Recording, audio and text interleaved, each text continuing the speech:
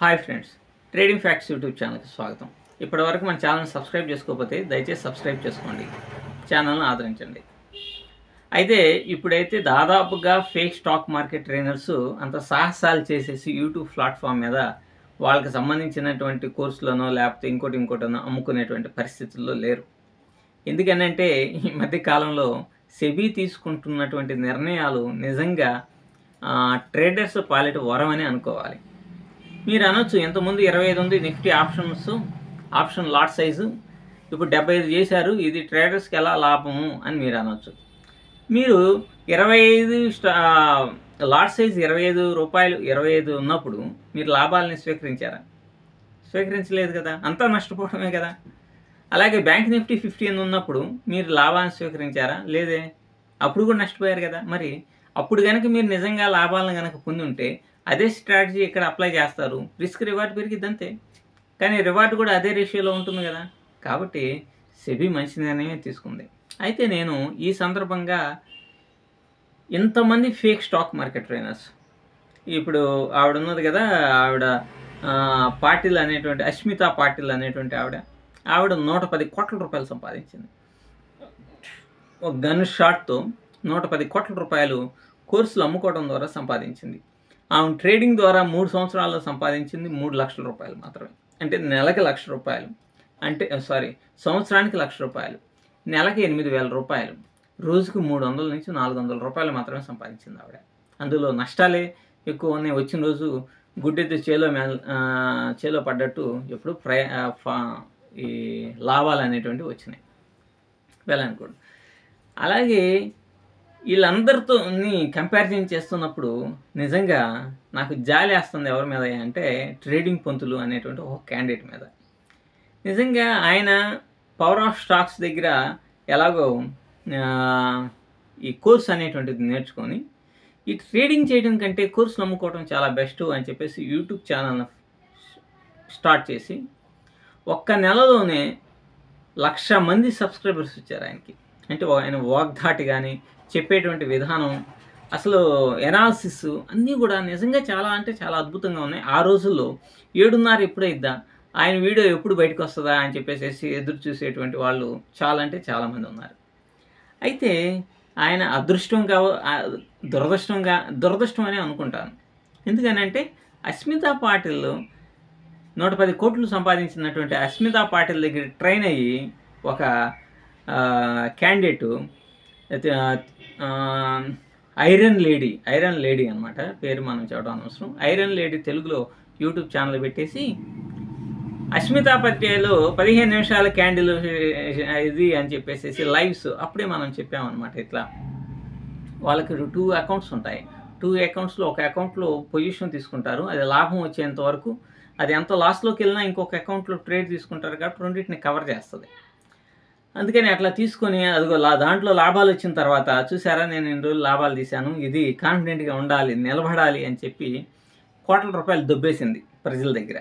దొబ్బేసేసి ఒక ఇళ్ళు కార్లు అన్నీ కొనుక్కొని లగ్జరీస్. అంటే అస్మితా పటేల్ లాగా ఈమె కూడా పాటిల్ లాగా ఈవిడ సంపాదించింది. వీళ్ళతో కనుక పోలిస్తే నిజంగా ట్రేడింగ్ పొందులు నిజంగా చాలా అంటే చాలా దురదృష్టవంతుడు. ఒక కోర్స్ అనేటువంటిది పెట్టేసి 2,800 రూపాయలు ఏబీసీ ప్యాటర్న్ అని పెట్టేసేసి ఆయన 3-4 కోట్లు సంపాదించుకున్నాడు. కాకపోతే తొందరపడేసేసి వెంటనే కోట్లు సంపాదించాలి అనేటువంటి కోణంతో ఎప్పుడైతే డబ్బును చూశాడో వెంటనే ఇంకా బాగా సంపాదించాలనే కక్కుర్తితోటి, అంటే అత్యాశతోటి ఆయన చాలా మిస్టేక్స్ చేసి యూట్యూబ్ ప్లాట్ఫామ్ నుంచి బయటికి వెళ్ళి అతను పట్టించుకునేటువంటి నాదుడే లేకుండా పోయాడు. ఆ తర్వాత మరలా ఆయన ఏం చేశాడు, ఇవి లైవ్ ఎట్లాగైనా సరే మరలా రావాలి అని అనుకున్నాడు. ఆఫ్టర్ ఆయన ఎంత సంపాదించుకున్నాడు? 2-3 కోట్లు మాత్రమే సంపాదించుకున్నాడు. ఇప్పుడు ఇన్సూరెన్స్ పాలసీలు అమ్ముకునేటువంటి బ్యాచ్ ఉన్నది కదా, వాళ్ళు కోట్లు సంపాదించారు. వాళ్ళకంటే ఈయనేం పెద్ద మోసం చేసినటువంటి వ్యక్తి కాదు. ఇతను నార్మల్గానే, కాకపోతే కొంచెం అతి మాటల ద్వారా, అంటే ఇండియాలోనే టాప్ 10 అనలిస్టులో నేను ఇట్లాంటి అతి మాటల ద్వారా తన ఉనికిని కోల్పోతే ఇంకో బ్యాచ్ ఉంది. అప్పుడు వాళ్ళకు కూడా ఈయనంతమంది సబ్స్క్రైబర్స్ ఉన్నారు ఇప్పుడు టాప్ యూట్యూబర్స్.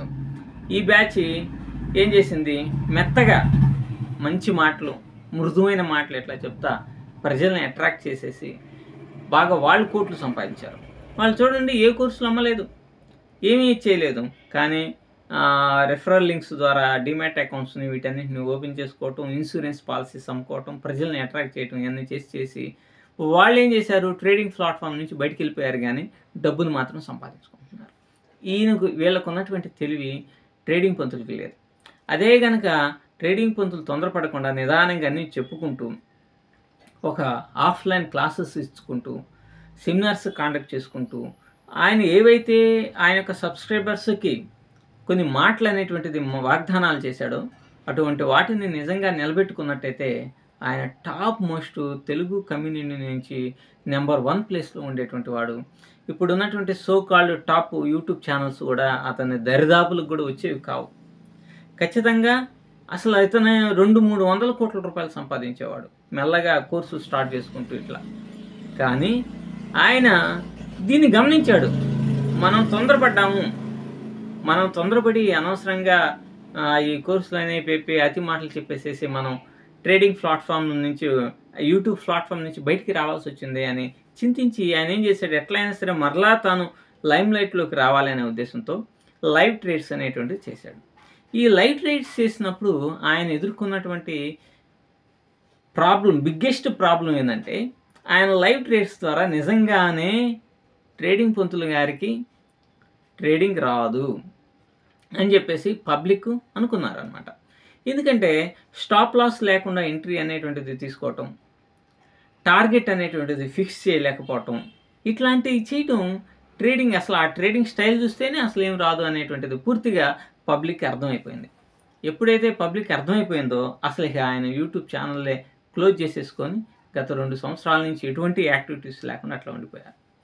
నిజంగా తను గనక మామూలుగా నిజాయితీతోటి ఆయన ఏదైనా నేర్చుకొని సీక్రెట్, ఇప్పుడు ఆయన ఏదైనా నేర్చుకుంటే 4 గోడల మధ్య జరుగుతుంది, ఆ నేర్చుకున్న దాన్నే పబ్లిక్ వచ్చేసి చెప్తూ ఇది చేయనట్టయితే అతనికంటూ ఒక అద్భుతమైనటువంటి కెరీర్ అనేటువంటిది ఉండేది.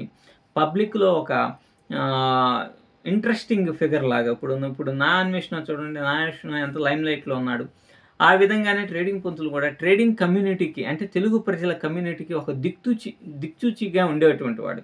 అలాగే ఆయన ప్లాన్స్ చేశాడు కదా, ఒక డిమాట్ అకౌంట్స్ సంబంధించిన ఫిల్మ్ని ఓపెన్ చేసేసి ఆయన ఫాలోవర్స్కి ఆయనే డబ్బులు ఇచ్చి చేసి ఇది చేయాలి అనేటువంటి ఒక ప్లాన్, చాలా పెద్ద బిజినెస్ ప్లాన్ అది. అవన్నీ కూడా ఇంప్లిమెంటేషన్ అనేటువంటి అవి సెబీ కూడా దాదాపుగా ఆయనకి పర్మిషన్స్ కూడా ఇచ్చింది.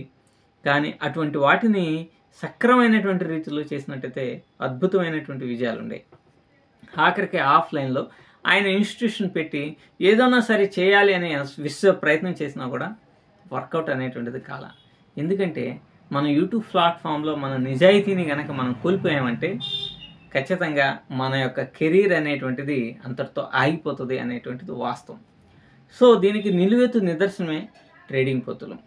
సో ఇక్కడ నేను ఆయన ఎందుకు జాలే ఉంది కానీ ఆయన మీద కోపం ఏం లేదు. అరే, అవకాశాన్ని ఉపయోగించుకొని మంచి రీతిలోనే కొన్ని 100 కోట్లు సంపాదించేవాడే అటువంటి దాన్ని మోసపూరితమైనటువంటి మాటలతోటి తన యొక్క ఫ్యూచర్ని, అంటే ఫ్యూచర్ అంటే ఆయన ఫ్యూచర్ ప్రమాణంగా ఉంది. ఇప్పుడు 3-4 కోట్లు సంపాదించుకొని హ్యాపీగా ఇల్లు అని కొనుక్కొని హ్యాపీగా సెటిల్ అయిపోయాడు. కానీ ఇంకొంచెం మంచి కెరీర్ ఏర్పాటు చేసుకునే దాన్ని చేజేతులారా పోగొట్టుకున్నాడు అనేటువంటి దానికి ట్రేడింగ్ పంతులు ఒక నిదర్శనం అనమాట. So bad about his activities. Thank you.